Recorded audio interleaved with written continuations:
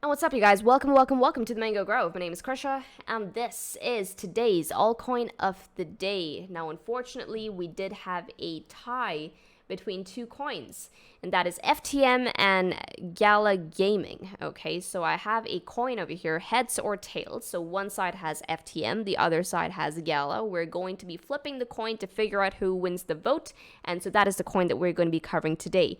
Now, this also brings me to my next point, guys. If you're looking at any altcoin out there, please take this opportunity, pause the video, get down to the comment section, and tell me which coin you want me to cover for the next update. And of course, popular vote wins. All right, so with that, let's get into the fun part of this. Let's flip that coin.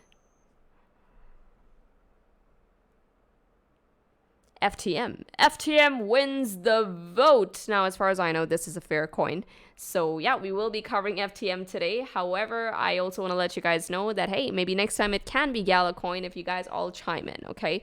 So yeah, make sure to, get into the comments and let me know which coin you want me to cover. Now, also it goes without saying, please do hit the likes if you guys happen to enjoy the comments, because those likes go a very, very long way. Now, let's get into the FTM chart. Okay, so here we are, FTM. Now, I was trading FTM back in Feb. I closed out my positions because, yeah, this consolidation, as you can see, as the rest of the crypto market, it's been pretty excruciating. I mean, we have been in a consolidation since Jan. Yeah, so it's been a very, very boring, grindy time for the entire market. That said, the weekly is actually still looking relatively decent, okay? Now, I'll tell you exactly why, but before we jump into the weekly time frame, let's actually start off with the monthly time frame, considering that we did open a monthly some 5 days ago, right?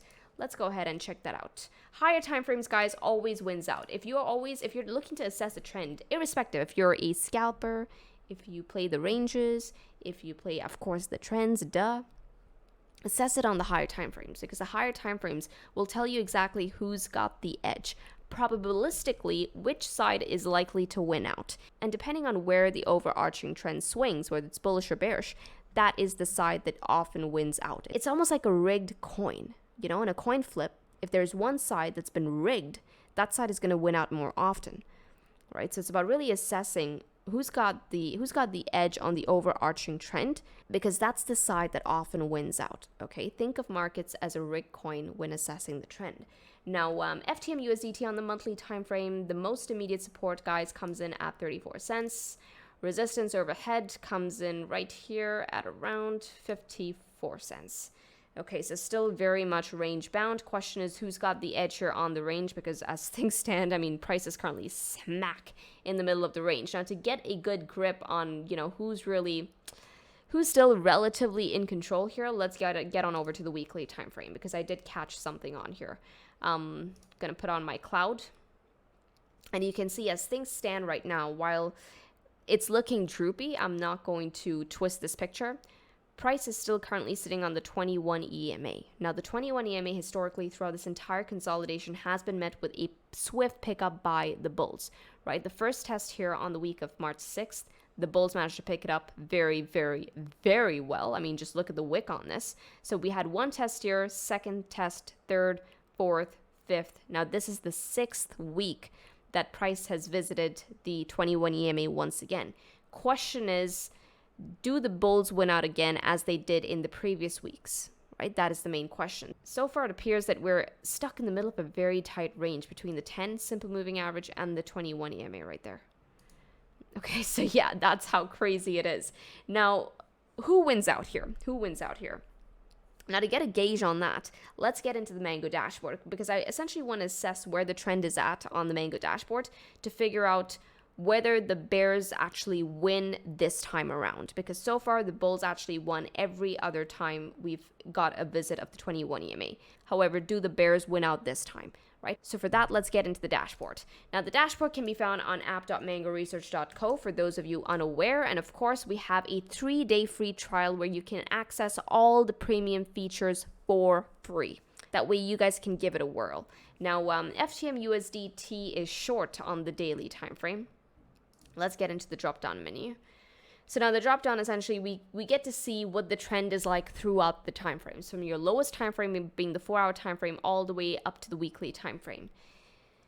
And okay, the 4-hour just flipped short, like it flipped short just now, and we're seeing follow through by the bears, right? From the 4-hour time frame to the daily time frame, there is follow through across all of those time frames. But in addition to that, guys, notice the volatility profile. It's low, yes, but low is super healthy. Every time your volatility profile is low, it's telling you that the next impulsive move is likely going to come to us soon. And oftentimes, the next impulsive move is towards the side of that trend. Right now, the trend across the 4-hour to the 4-day time frame is all short. Short equals bearish. That said, check this out. The weekly time frame is still bullish, okay? Not just that, we have a very interesting flag that's gone off here, which is potential bullish divergence. Okay, so now the current picture is this. From the 4-hour time frame to the 4-day time frame, we're seeing short trends. Weekly is still long. I think we can all agree with that because we're still very much in an uptrend on the weekly time frame. For FTM to lose its uptrend, you guys need to understand, we essentially have to lose this wick low right here. Okay, that's what FTM has to do in order to lose the uptrend. Now, the wick low comes in at around 30 cents. There's still a very, very long way to go for that. Now, all the time frames from the 4-hour time frame to the 4-day time frame, it's all short. Okay, but we're all falling, it's all short into weekly support at the 21 EMA with potential bullish divergence. Okay, so what can we extrapolate from here? Bears, beware. You do not want to be shorting into macro support, especially getting into potential bullish divergence. So let's first go ahead and dissect that potential bullish divergence. Let's try and figure out when does that trigger. Okay, so now the bullish divergence is primarily hinged on the RSI, and I think it's very abundantly clear right here. Man, this is such an obvious divergence. So we're seeing higher lows on price action, okay, and equal lows on RSI. So this divergence triggers as soon as price starts taking out this wick high right here, okay, which comes in at around 45 cents. But also notice what it does then. Remember, this green box highlights the current crunch zone that FTM is in, right, on the daily time frame, which is the 10 SMA, on the weekly time frame, which is the 21 EMA to the 10 simple moving average. Us living over the highest point of the previous candle, which comes in at 45 cents, will also entail FTM taking out the 10 SMA to the upside. So we would, at that point, be living over the 10 simple moving average as well. So that overall would be a good picture. Okay, so that's what would trigger the bullish divergence to the upside. Okay, but that's not it. That's not the only criteria that FTM has to hold.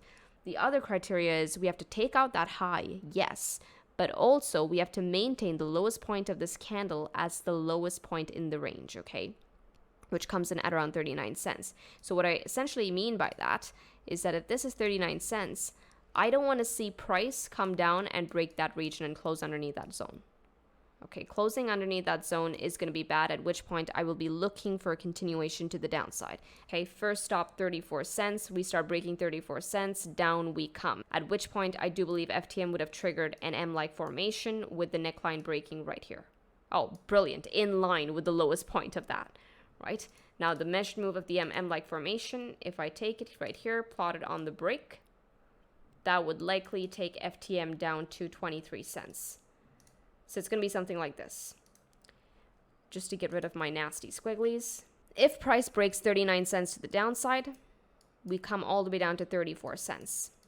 If we break 34 cents to the downside, we're likely going to start seeing continuation all the way down to 23 cents. So first stop, 34 cents. Second stop, 23 cents. Okay, so the first target is a good 13% to the downside.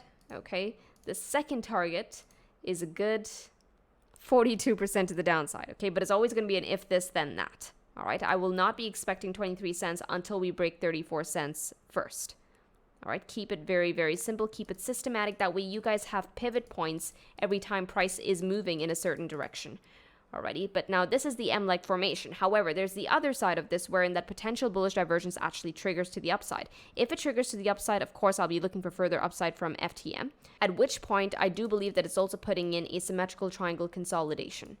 Okay, so let's go ahead and pull this out. Now this is the upper bound of the symmetrical triangle. This is the lower bound of the symmetrical triangle. Now if price starts moving to the upside, we trigger that bullish divergence to the upside. I will be looking for another move to the upside, getting to the top of that symmetrical triangle. right? If the symmetrical triangle breaks to the upside, okay, continuation to the upside, where will this take FTM up to? This will take us all the way up to 92 cents per FTM. Does this line up with anything? Yeah, this lines up with that previous region of resistance right here, right? Historically, this has been another region of resistance, 93 cents, 92, 93 cents. So that is what to look out for. Honestly, because we're sitting on critical support on the macro timeframes, on the higher timeframes, keep this macro. Like, you're getting an amazing bid opportunity. Now, what is an amazing bid opportunity? One that is super, super easy to manage. Considering the weekly trend is still long, we're sitting smack on very, very important weekly support that historically has been met with a pickup by the bulls. Okay. In addition to that, we also have very, very clear potential bullish divergence. Now, I have given you guys the triggers for the bullish divergence, so you can go ahead and write that down. Okay, but it's a very easy trade to manage, because if on the next weekly close we actually lose the 21 EMA to the downside, you know that, okay, you know what, you've been invalidated on the trade, time to de-risk. Okay, a good trade is where the risk management variables is clear and crisp. This is one of those trades where it's very, very, very clear.